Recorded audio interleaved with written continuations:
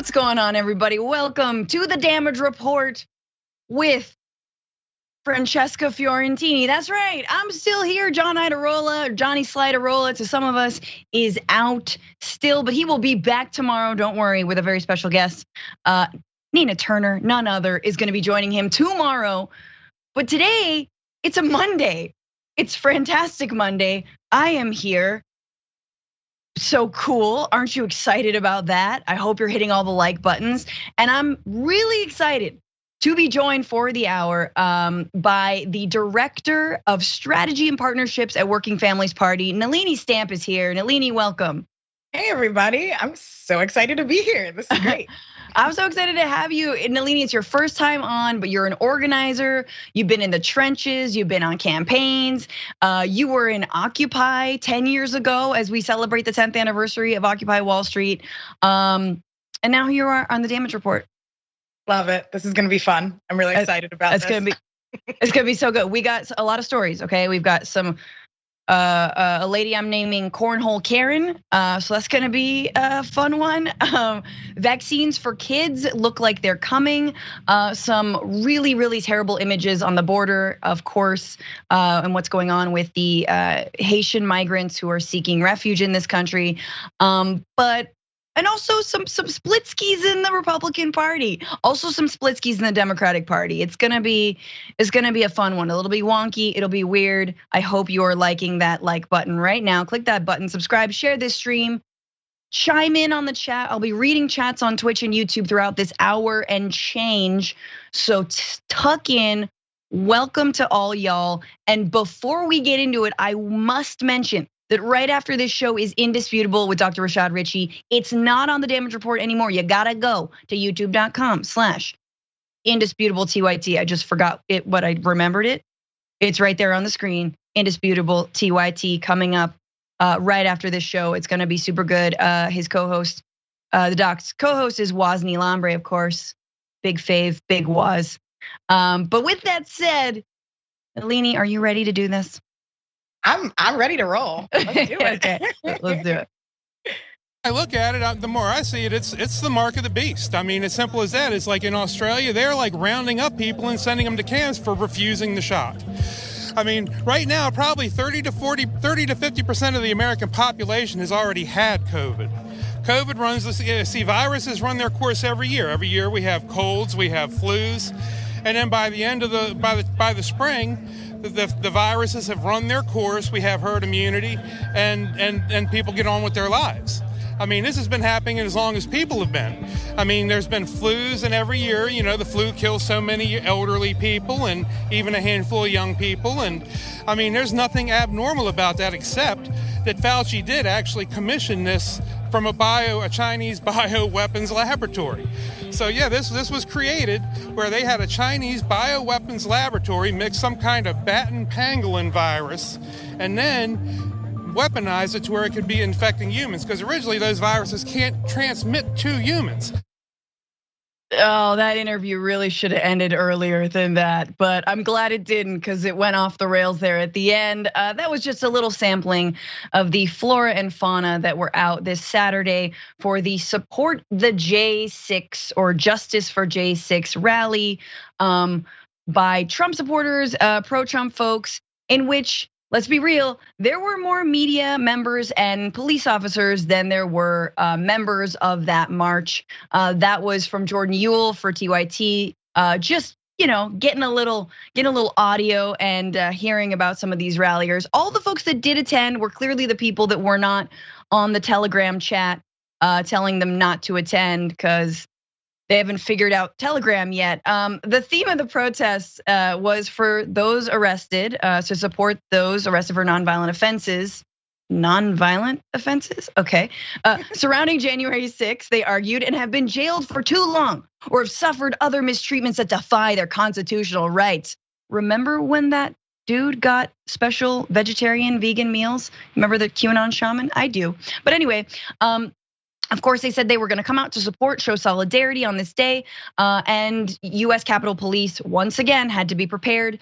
Fearing another violent riot like that of January 6th, US Capitol Police joined forces with other local and federal enforcement agencies, creating a massive security apparatus that featured road closures, layers of fencing, hundreds of officers, a National Guard Corps on standby, and a cavalry lying in wait, and helicopters buzzing overhead.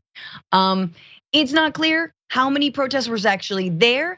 The group that organized it, Look Ahead America, declined to offer a guess, which Nelini can weigh in. Never a good answer when the organizers decline to say how many. Anyway, yet protesters seem to be outnumbered by the hundreds of members of the media, the police, and the counter protesters who had gathered to heckle the pro-Trump demonstrators from the sidelines. It appears that it was something around 400, but of course there were more members of the media and more police officers in one of those sort of everyone's taking a picture of the same weirdo kind of moments. Nelini, your response to this, and also just the circus of having so many eyeballs on this day.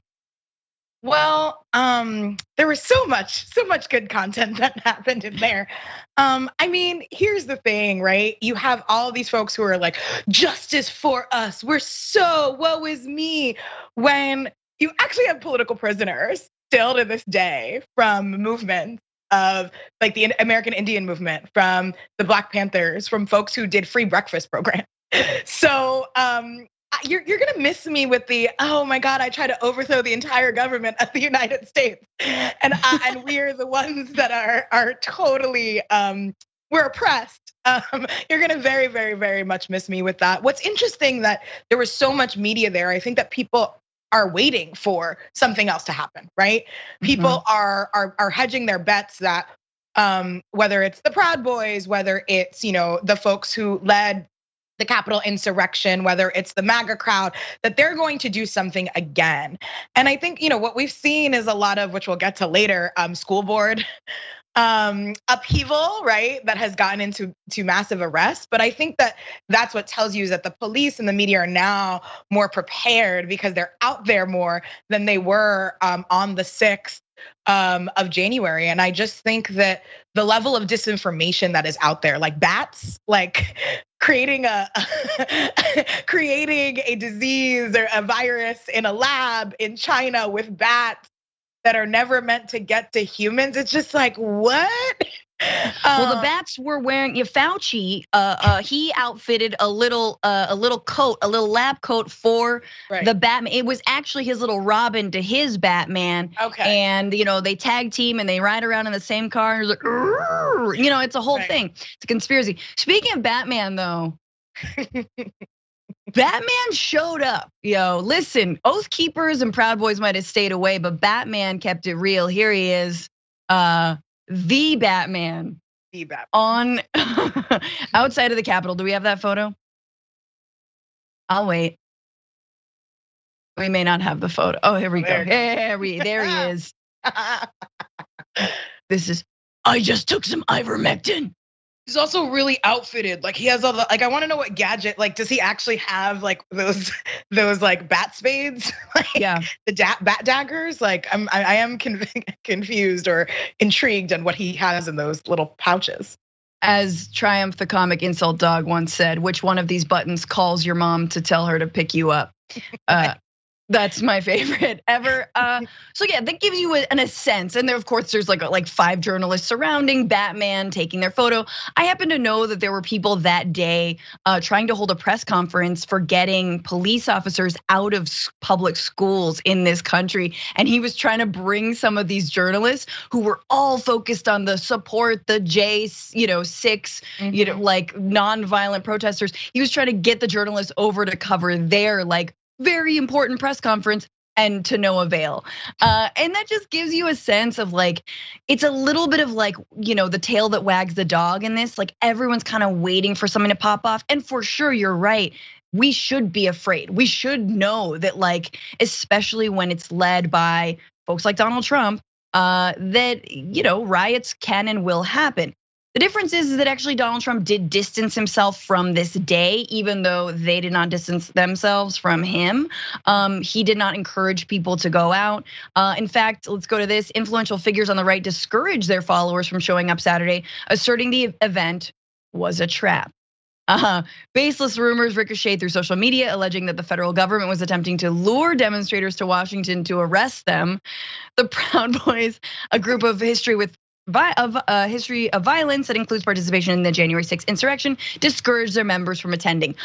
I love that, like, now they're saying, oh, the federal government is luring us. Yeah, honey, the federal government lured you on January 6th too. We all saw it. They were there speaking. This demonstration was different though. Again, not a lot of high profile Congress people. Marjorie Taylor Greene not even out there. Matt Gaetz, got his own sort of problems. But it was led by this group, Look Ahead America, headed by a man. I'm gonna find his name that I don't really care who he is, but Matt Brainerd. And this is what Matt Brainerd had to say. He did speak in front of the media. Let's go to that.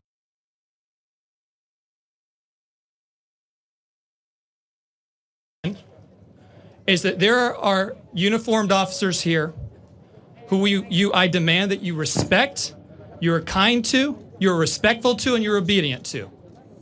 They're here to keep us safe. We're counting on them to do that, and we know that they will. There's also many members of the media here. And I make the same request. I make the same request of them. You see somebody, the member of the media, be kind and respectful. They may ask you if you'd like to be interviewed. Now, if you're not used to this, I would recommend that you don't, because we've gotten a lot of misrepresentation.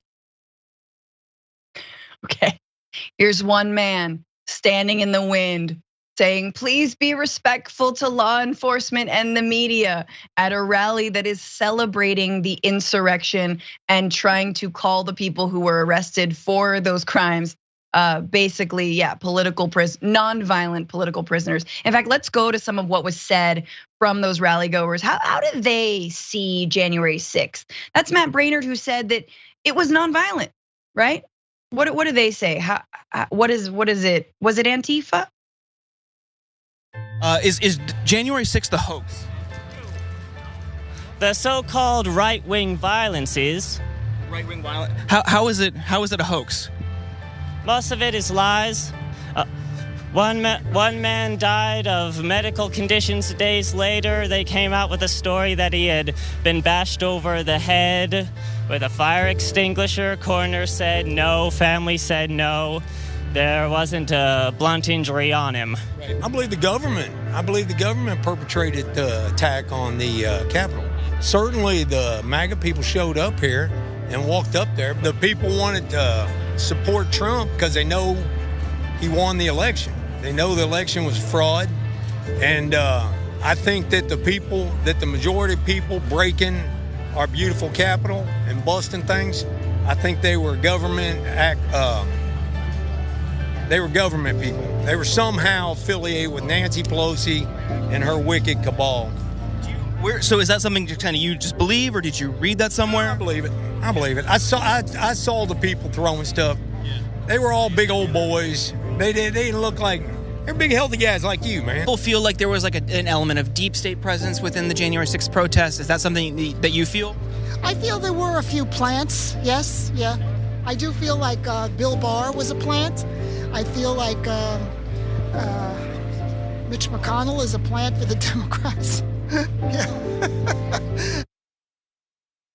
Okay, she's laughing through her own conspiracy theory. Nelini, some responses to that, all that logic happening real fast. Wow. Well, I mean, on January 6th, the ruling government was the Trump government, and Republicans, many of who said it's 1776. So you know what?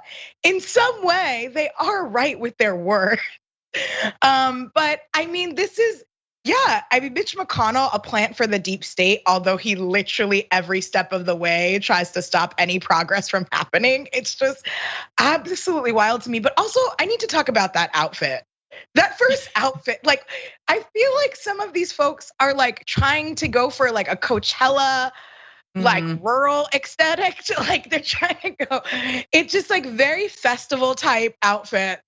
Yes. But with a Davy Crockett little twist to it. And so I'm very unsure as to what the fashion behind these insurrectionists are. But this is what you're gonna hear. You're gonna hear folks who just, no matter what the actual truth is, they are going to believe in what they believe in, which is that the election was stolen. And I think at some point, just like they believe the virus was made up, they believe that the virus doesn't actually kill people, even though 600,000 Americans are dead. Like, this is unfortunately where we are at. But I'm curious to see what that's going to turn into next year in midterms and in the following years. 100%. I mean, you got to think about the fact that Trump isn't campaigning right now or yet.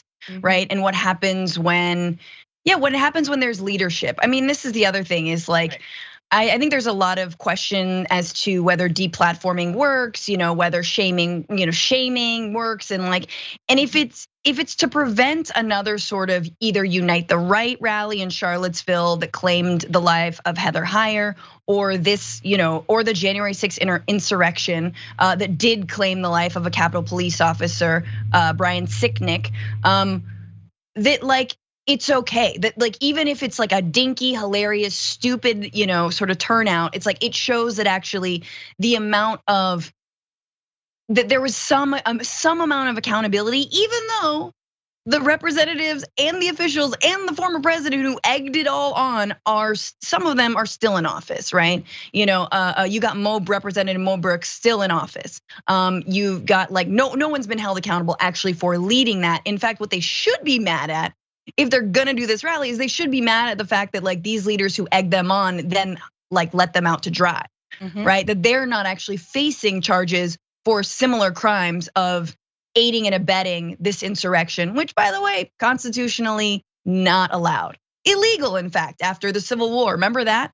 So yeah, it's ridiculous and it's funny on a certain level, but it's like all it takes is for another election cycle to come up, or Josh Hawley to decide it's his turn to lead whatever else it is, or for a new Oath Keeper type Proud Boy amalgamation to resurge once they get out from underneath all of their lawsuits, and you get another Charlottesville. So we will see. I am caught between both laughing at it and also being deathly afraid of it.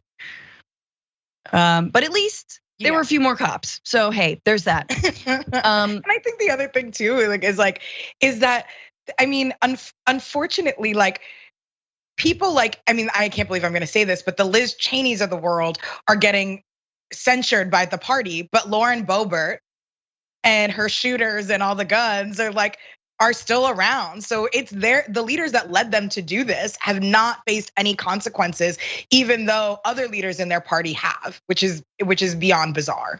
Absolutely. All right, we got to take our first break. We will be right back.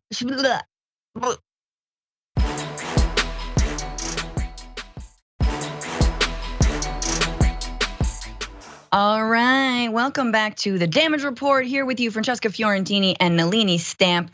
Let's get into this next story. So there's trouble on Lover's Island. There's a quarrel on Republican Lover's Island. I don't know how to say this. Sometimes when you want to chase out a roach, maybe you got to send in a rat to get the roach. The point is this. Trump is going after Mitch McConnell. That's right, Senate minority, majority, we're not really sure. It's a power sharing agreement. Leader Mitch McConnell is squarely in the crosshairs of Donald J. Trump, who's mad, big mad at him. Not really sure why, but Trump seems to think that getting rid of Mitch McConnell will help him in the future. Does it have something to do with the fact that Mitch McConnell denounced what did happen on January 6th and did call the folks who stormed the Capitol insurrectionists and a mob? Perhaps. So let's go to this. Mr. Trump spoke recently with senators and allies about trying to depose Mr. McConnell and whether any Republicans are interested in mounting a challenge, according to people familiar with the conversations. There's little appetite among Senate Republicans for such a plan. Lawmakers and aides agree. So a couple quotes from them. Na I'm not gonna get into that fight, says Senator Tommy Tuberville, one of Mr. Trump's top aides in the Senate. Mr. McConnell, he added, is, quote, doing a good job. Yeah, that's right. He's doing the obstructionist job that we want. Senator John Kennedy says, quote, I just don't realistically see that happening. All right, mind you that Mitch McConnell is up at the end of, his term doesn't end until January 2023, so 2024 is when he would be up. This would be his 8th term, the longest ever tenure for a Republican leader. And the reason that when my mom is like, I hate Donald Trump. No, I hate Mitch McConnell more. No, I hate Donald Trump. She's like man, my mom hates Mitch McConnell. It's adorable though, because she's 75 and adorable. But there you have it. This is Mitch McConnell's strategy. This he wants. I mean, this is Trump's strategy, and it's probably because he didn't buy into the entire election was stolen nonsense, right? So this is Donald Trump. Okay, this is what Donald Trump says, though. I'm sorry, I'm ping-ponging all over the place. Under a weak leadership of Mitch McConnell, Senate Republicans continue to lose. He lost Arizona, he lost Georgia, he ignored election fraud, and he doesn't fight. So this is Trump basically blaming his loss on McConnell. And he's also mad that McConnell seems to be going along with that infrastructure bill. Mind you, that very pared down, yes, bipartisan infrastructure bill that does have the support of him and other Republicans in the Senate. Trump says nobody will ever understand why Mitch McConnell allowed this non-infrastructure bill to be passed. He's given up all of his leverage for the big whopper of a bill that will follow. I have quietly said for years that Mitch McConnell is the most overrated man in politics. Now I don't have to be quiet anymore. Wow. I've always said he was just a cool 4.5 maybe. If you're drunk, a 5. Like, I love that he's using these overrated, just the same like celebrity jargon to talk about the leader of the Republican Party, Mitch McConnell, who, let's be real, has done very well for Republicans when it comes to keeping minority rule and stopping any plans for progress. Sure, he might want to build a couple bridges here and there, like physically, but everything else he's been trying to stop. Nelini, what do you think of this newfound strategy from our former president? Yeah, well, I think our mom should start our Moms Against Mitch club because my mom also is definitely very much against Mitch McConnell. So that'll be a cool little club. But yeah, listen, Donald Trump likes to attach himself to things and fabricate reality, right? He likes to make things a scandal and a drama. That's what you learn in reality TV. You have to create something out of nothing. But here's the thing, Mitch McConnell is doing the Republicans wonders. Like, they might have lost the presidency, but they gained seats in the House last year, and we cannot forget about that. Yeah. They might have lost the presidency, but we've only been able to pass the American Rescue Package. Not all of the things that our communities really need in the face of this crisis. So Mitch McConnell, for him, this is the weirdest thing I'm gonna say probably my entire life. He's doing a good job at his job. Yeah. Right? Like, I don't like it. I am on the opposite side of it, but he is doing a really good job of keeping his despite all of the different things that are happening in his conference. You have Marjorie Taylor Greene and you have Cheney in one party, and he is keeping it as a one-track thing. They are still on the same page. They're still on the same wavelength, and they're winning in terms of their issues and what they've been able to do, which is obstruct things. And I do actually feel that Donald Trump and his tiny hands are just trying to just clamor to everything because people are not meeting with him anymore. They're not going to Mar-a-Lago kissing he wants everybody to kiss the ring in his gold bath. And they're not doing that anymore. So he needs to be a puffer fish in this moment and puff up and be like, I'm the best at everything and nobody's great. So like, that's my weak Donald Trump impersonation, but that's pretty what I much think is on point going on right now.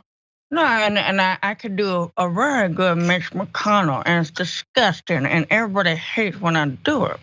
But I'm very successful. How disgusting is his face? This face is disgusting. If you're listening as a podcast, Why? Look at him. It's perfect. You got the frown, but then you got the gullet on the bottom and no lips. He's got no lips. And I will say that I do hate the poor. I hate poor people more than anything in the world. Okay, but let's look at that. Who's delivered more for the Republican Party since the Republican Party did lose the White House, right? So the Political Action Committee, run by allies of Mr. McConnell, including the Senate Leadership Fund, American Crossroads, and various state-specific groups, spent $462.5 million in helping elect Republicans in 2020. Meanwhile, in the first 6 months of 2021, Trump stockpiled $102 million in political cash, but reported no donations to Republican campaigns during that time. So Trump's hoarding his money. He's not, there's no, all of his PACs. I mean, look, from a strategic Republican perspective, right? With no bearing in morality and all bearing in evil, right? Like, it's like the person who's raising more money for you is the guy who's actually making a PAC that where the money goes to other candidates and not just your own candidate. Trump, we know he's pocketed all that cash from all of his super PACs. They're all for a potential run or maybe, I don't know, lawsuits, the subpoenas that he's getting, new lawyers, paying Giuliani's whiskey fund. We're not sure where that money is exactly going, but it's certainly not going to other Republicans. And we've seen him go out, especially in Georgia, right? Where I know Working Families Party did, a huge amount of work in 2020. On the other side of that, you had Trump going out there trying to get, hold hands with Kelly Loeffler and Perdue and prop those guys up. And he was even resentful for doing that, and they lost, right? So look, I'm not saying MAGA is dead. I'm not saying that political wave is at all going anywhere. You see a lot of folks trying to be America's next top MAGA, as I've said. But for sure, folks see that Trump is less and less relevant to continuing that neo-fascism, that they can still potentially continue it. And especially when he's going after the king, who is Mitch McConnell, and who makes Trump real mad. It makes Trump real mad that McConnell is still in the limelight, that he's like, and he's praised by all of these Republicans. Any last thoughts, Nelini, before we move on? I mean, there is that saying, which I don't remember it fully. I was gonna try to look it up, but if you go after the king, you best come with the juice. And I do not think Donald Trump is coming with any juice. Some toupees here and there, some lawsuits, maybe he's gonna build a Four Seasons finally here in Philadelphia. But the reality is that, yeah, you're coming for the king, and he's trying to dethrone somebody that he has no juice to. So right, I love it. You best have the juice. I think it's you best not miss. Yeah, it's you best not miss. But I like the juice. You best have some good juice. Like, right. Is it? No, Trump's got a dirty diaper juice. We all know that. I'm sorry, guys. I'm gonna say it. We've all seen the bulge. Nelini knows I'm like obsessed with this. Yeah.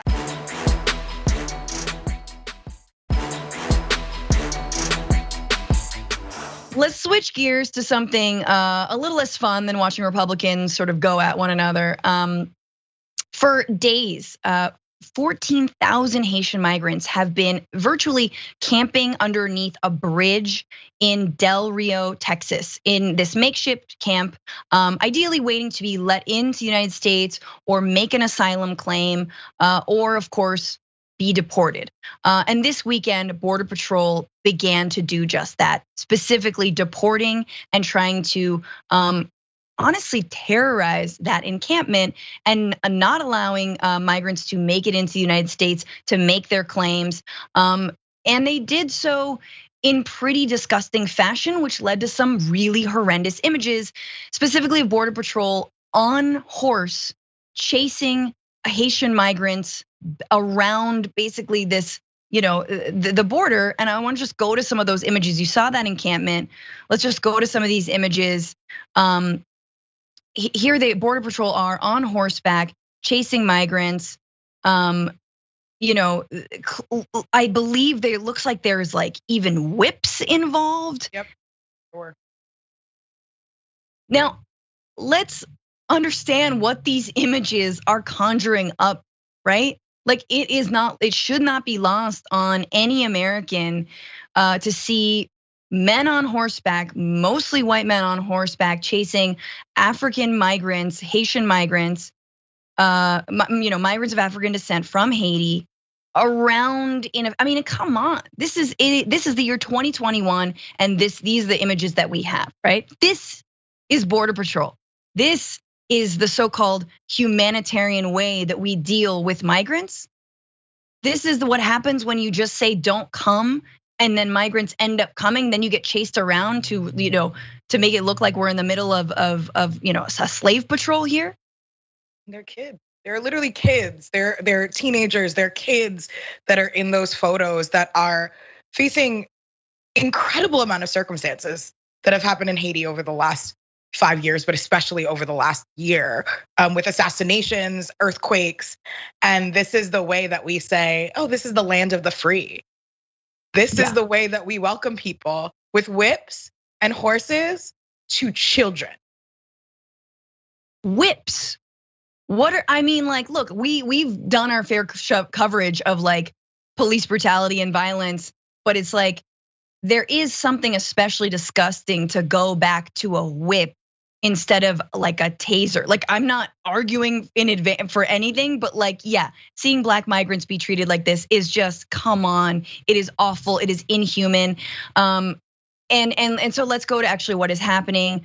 There are a number of flights, many flights that are trying to slowly or quickly actually deport these migrants. So US Border Patrol Chief Raul L. Ortiz said the agency is increasing the capacity of Title 42 flights to expel individuals to Haiti and other countries of origin. What is Title 42? So while international law protects the rights to seek asylum, Public Health Ordinance Title 42, adopted by former President Donald Trump during COVID-19 and continued by President Joe Biden, allows for rapid expulsions without the opportunity to seek asylum. Now, Biden did amend Title 42 to not apply to children, I believe very young children, but as we saw in that image, that looks like a kid of like what, 7 or 8 right there. And also he's continuing with this policy. So we are deporting en masse Haitian migrants who are fleeing a situation that is deathly over there in terms of whether it's political instability, whether it is the earthquake that have left many communities devastated. But it's happening. So more than 320 migrants arrived in Port-au-Prince on 3 flights on Sunday. Haiti said that 6 flights were expected on Tuesday. US authorities were moving to expel many more of the 12,000 migrants, 12 to 14,000 migrants who camped under the bridge in Del Rio after crossing from Ciudad Acuña, Mexico. And Mexico, by the way, totally complying with this, right? So this is part of that deal, is kind of like putting the pressure on Mexico. Hey, can you also put the squeeze from your end? Well, where are migrants supposed to go? Well, what is supposed to happen, right? If you don't like people living under a bridge, why don't you give them temporary housing, right? Why don't you allow them in to stay either in Acuña or to stay in the United States safely? Look, I don't believe detention is good. I don't want especially private detention facilities, but I certainly do not want to see people living under a bridge in the United States when they're coming to seek asylum. So it's just devastating. I want to go to someone to speak in their own words, a migrant to speak in their own words. This is Charles Edirame, who is resting on Sunday in Ciudad Acuña with his wife and daughter. First, they had crossed into the encampment, but when they heard about the deportations, they returned to Mexico. The Haitian family was deciding what to do next. Quote, "We don't have any money, we don't have anything. We spent 2 months getting here on foot. In Haiti, we don't have a president. There was just an earthquake. How can I go back to Haiti? If I go back, I could die the next day," is what he says. Nelini, just thoughts on that and on this continued government attitude toward migrants right now at this time? Yeah, I mean, all of this is especially hurtful when the Senate parliamentarian yesterday ruled that immigration, a pathway to citizenship, couldn't be in the reconciliation package. This came out last night. And so you have people who are fighting for communities. You have organizations like the National Domestic Workers, Mi Gente, and so many who have been fighting for a pathway to citizenship for such a long time. And to deny it every step of the way, and to be like, well, what these people need to go, and we're gonna meet them with whips and on horseback is it's really one of the most vile things that I've seen. In modern times in this country, is just like not giving any option, not giving anything, but just detaining people or violently deporting them or violently treating them is just, it is not what apparently this country was founded on, or what we uplift to the rest of the world. Yes, 100%. Thank you for saying that. We have to take a quick break. I also have a minor battery issue. So if I lose everybody and everything, I apologize. Never buy fake Apple batteries off of eBay. Let that be a lesson to you, but we're going to a break right now.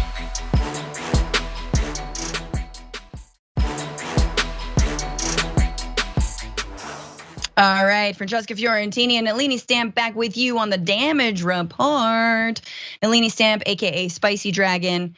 Very, very exciting. Yeah, hopefully my computer won't die in the middle of this, you guys. But look, is Mercury in retrograde? I don't know. Maybe. I think we'll be fine though. Let's go into this next story. So it's not the cover of Vanity Fair, but it looks like Beto O'Rourke will be coming for Governor Greg Abbott's seat next year, all right? So 3 sources are saying that O'Rourke is inching closer to announcing a run for Texas governor. The 3 people discussed, all the 3 people, all those sources, they're very anonymous. So they're all buttoned up, but we've got some clues. In recent weeks, Mr. O'Rourke has been making calls to Democratic leaders across Texas to inform them that he is seriously considering taking on Governor Greg Abbott, a Republican who is up for re-election next year. And he's begun talking to supporters about having them join his campaign staff. A decision could be made in the coming weeks, the 3 people said, possibly as soon as October. Now remember, Beto O'Rourke was running in the Democratic presidential primary. That's where he was sort of out in front, and his doggo was in the background going like, don't run, don't run. You're not gonna do well. And he didn't do well. He was one of the first people to drop out, but he ran after losing to Ted Cruz in the Senate race in 2018. And a lot of people thought, look, why would someone who lost an election then run for president?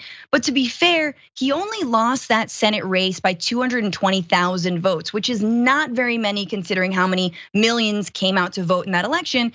And how Ted Cruz is, again, like virtually untouchable. We're talking about a Republican incumbent who has been delivering, and by delivering, I mean skipping town and going to Cancun when his state needs him most, which I guess if you're a Republican in Texas feels like leadership to you. So it's not bizarre for him to do this, but he is hammering this, the dream of a purple Texas. That's Beto O'Rourke doing that. No Democrat has ever been elected governor of Texas since Ann Richards in 1990.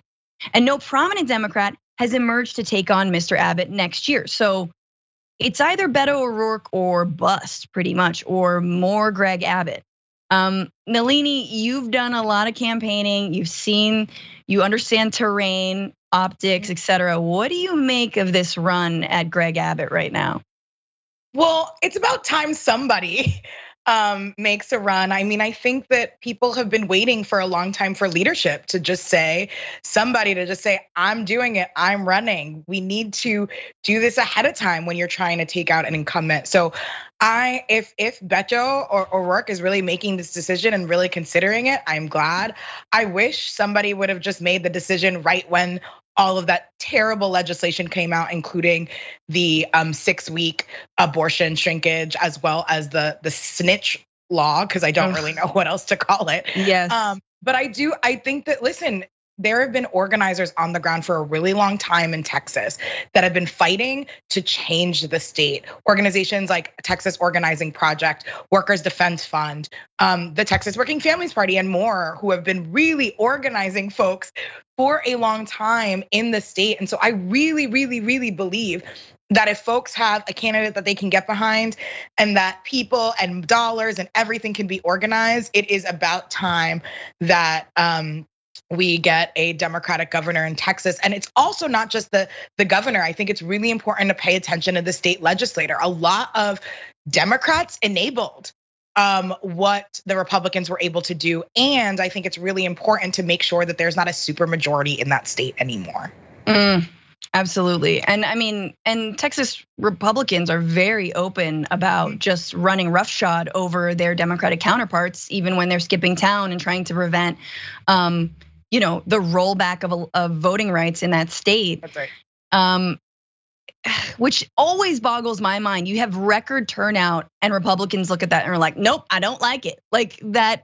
It's so obvious that they only care about minority rule, and that's the only way that they think that they can win.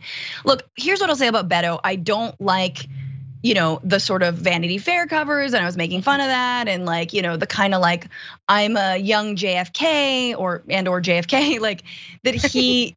That he's sort of trying to be like the good-looking, like young Democrat or the Barack Obama, et cetera.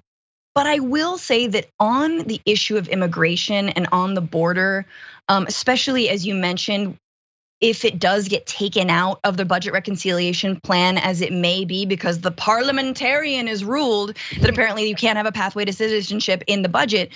Beto is one of the few politicians I've heard be able to speak very clearly about the nuances of the border, right? The US-Mexico border, the fact that, there are people who have lived and worked in Texas, who have family across the border, who cross every single day. There is not a big divide for them. There are generations of Mexican Americans that and other Central Americans who call Texas home, that it was once Mexico.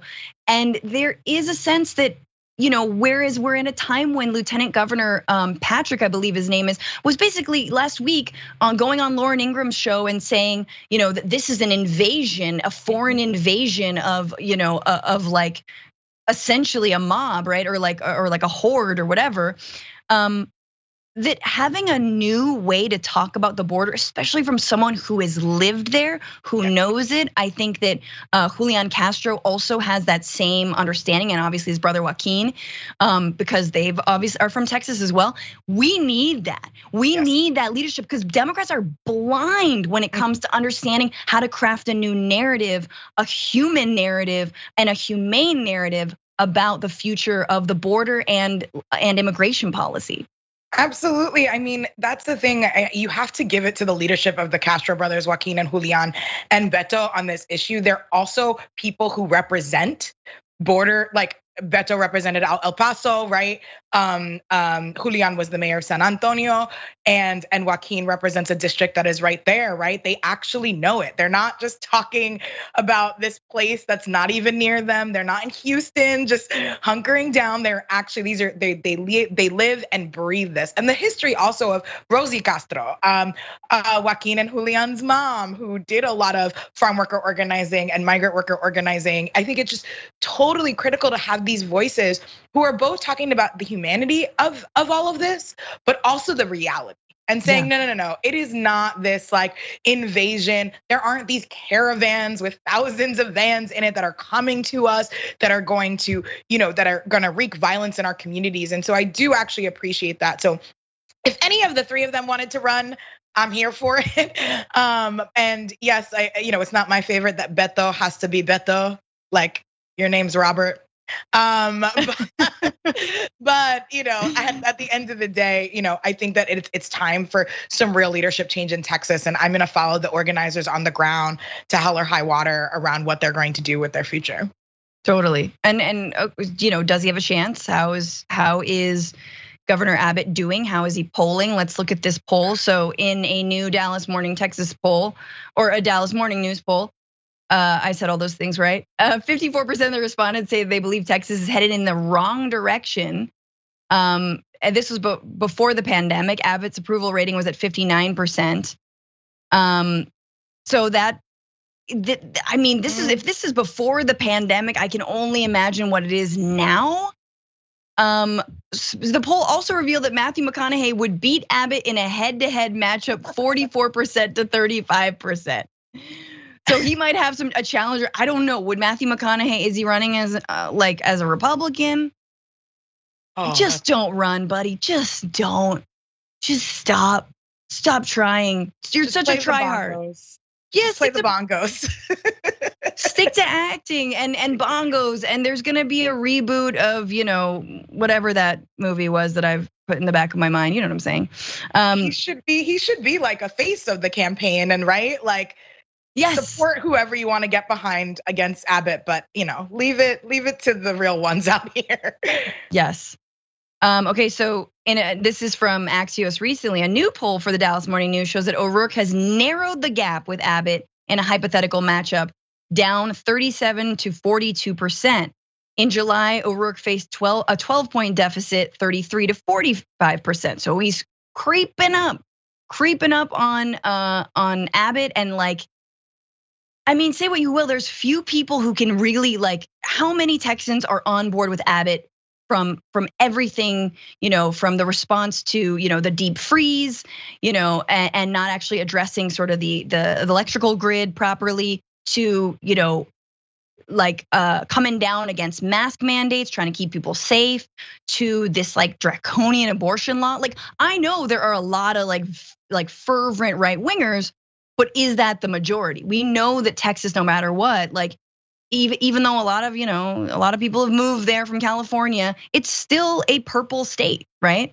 It's becoming more purple by the minute. So look, I think that I totally agree with that. The last thing I'll say is Beyonce in 2018 took a long time to endorse Beto O'Rourke.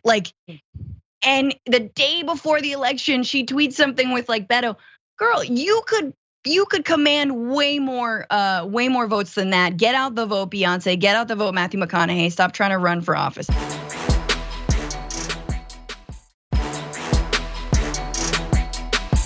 All right, we got to go to the next story. Let's move on. Look, you are right. This is the Bernie Sanders budget. Bernie Sanders is a wide-eyed and admitted socialist. He says this is the most transformational bill in a generation. He means it. It is trillions in spending. It is trillions in new taxes. It is the Green New Deal.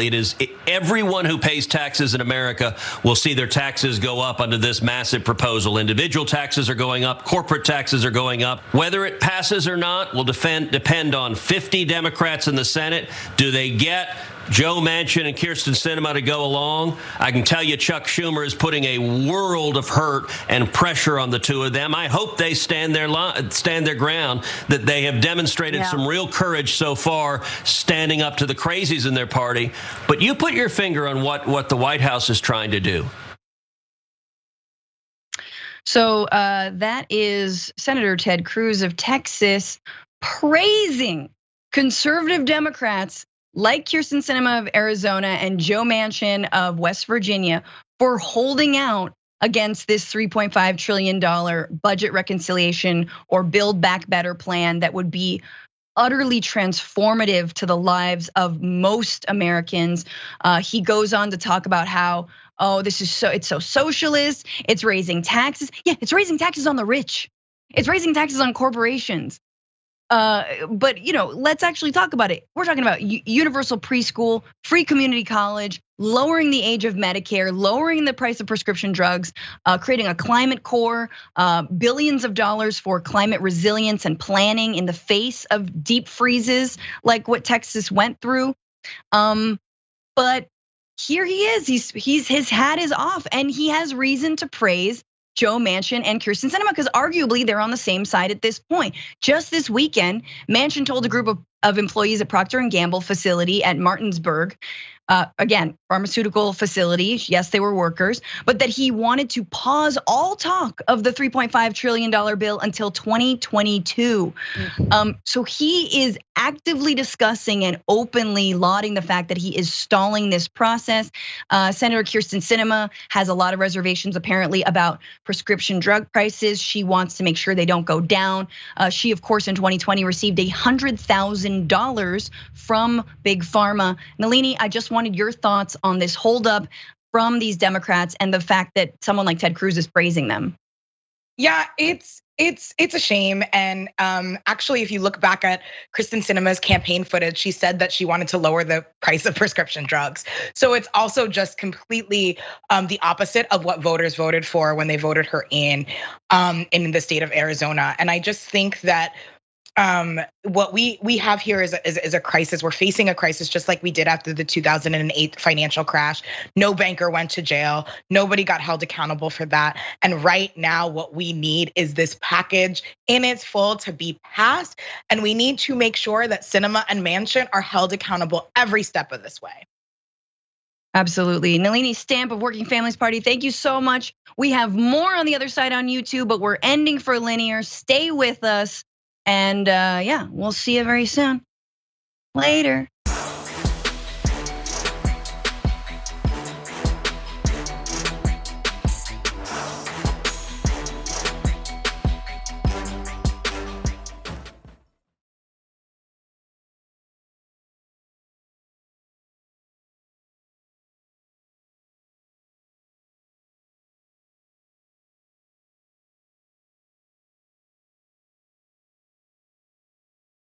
Thanks for listening to the full episode of The Damage Report. Support our work, listen ad-free, access members-only bonus content, and more by subscribing to Apple Podcasts at apple.co/TYT. I'm your host, John Derola. I'll see you soon.